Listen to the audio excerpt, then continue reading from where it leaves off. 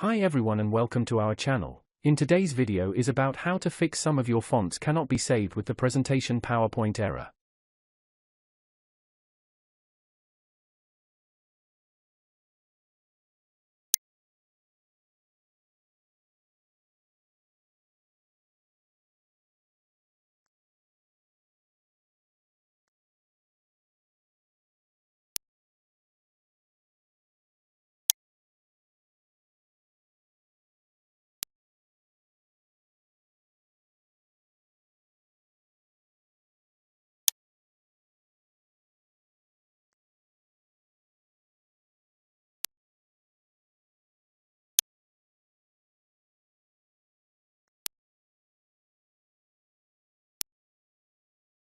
If you found this video helpful, please like and subscribe to our channel, leave comment and share it with others so they can benefit too.